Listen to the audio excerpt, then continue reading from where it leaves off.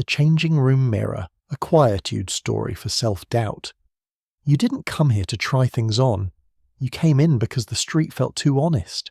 Too many windows, too many reflections, all strutting by like they knew exactly what they were doing. You pick up one item, then another, then a third, because 2 would look intentional and 3 looks like confusion, which is closer to the truth. The woman at the counter hands you a plastic number. 3. She doesn't announce it. She doesn't need to. The number lands anyway. 3 chances, 3 verdicts, 3 opportunities to misinterpret yourself. The changing room is smaller than expected. Not claustrophobic, just precise. The kind of small that makes you newly aware of your elbows, of your shoulders, of how much space a body occupies when it is no longer abstract. The curtain doesn't fully close. It never does.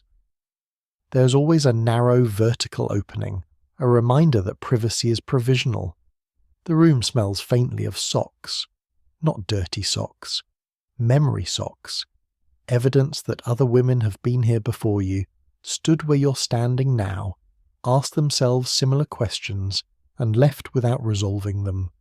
The mirror is already waiting. It doesn't flatter, it doesn't correct, it doesn't explain. It shows you exactly what you look like when you're not performing usefulness or charm. Just you, standing, occupying time. You hold the first dress up. On the hanger, it has ambition, a shape, a future. On you, it hesitates. You put it on anyway. The zipper pauses halfway up your back as if consulting a private rulebook. You twist, you reach, you inhale. Not dramatically, just enough. It closes. You turn toward the mirror, and there it is. That thought you didn't invite but recognize immediately. When did I start looking like someone who is managing herself? Not old, not unattractive, just administratively familiar, like background music you didn't choose but now know by heart. You turn to the side. You pull your stomach in, then realize you've been doing this since adolescence, since bodies were first described as problems with solutions. You let the breath go.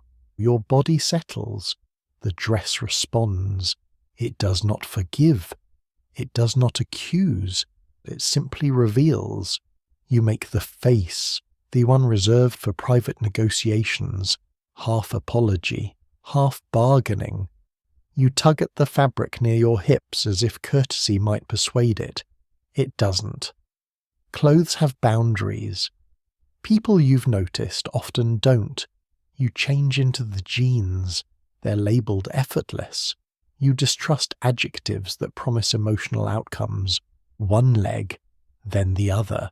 They slide up easily until they stop. There is always a moment like this. A quiet standoff between intention and reality. You do the half bounce, the universal one. Contained, dignified. The button closes.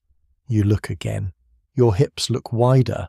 Or maybe they look accurate, which feels worse. You turn, you check the back, twisting in a way that suggests long-term consequences. In the corner, the stool observes.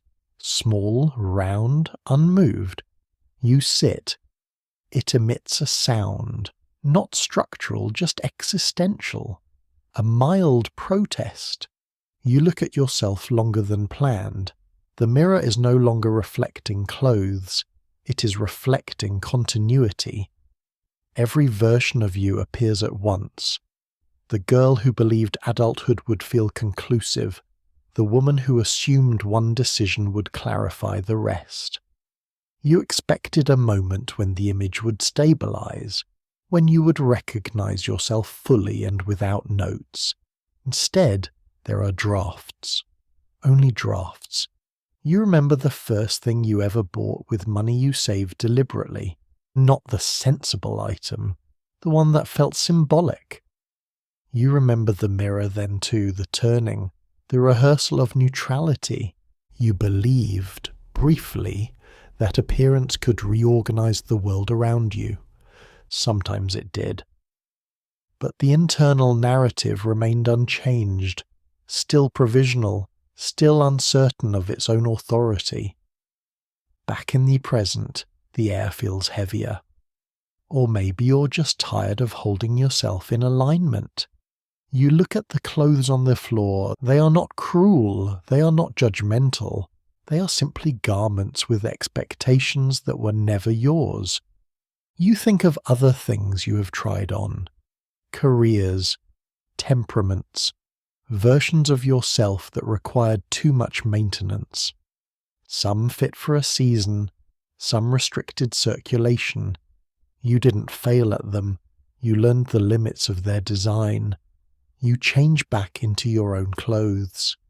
They don't promise anything, they don't elevate, but they accommodate. They know where you bend, where you soften, where you insist on staying. You face the mirror again, same body, same facts, but you're no longer standing as if awaiting assessment. You are simply standing, the way people stand when nothing is being decided. You fold the clothes carefully, not tenderly, not resentfully, just accurately. You return the number. The woman nods. She has seen this story before. She will see it again. Everyone who enters a changing room is negotiating an idea of themselves. Most of the time, the idea doesn't hold. This is not failure, it is information. You pass the large mirror near the exit. You glance once, no adjustments, no corrections. You look unfinished, which may be the most honest state there is. Outside, the air feels unchanged, but your relationship to it has. Nothing about your body altered in 10 minutes, only the story you stopped arguing with.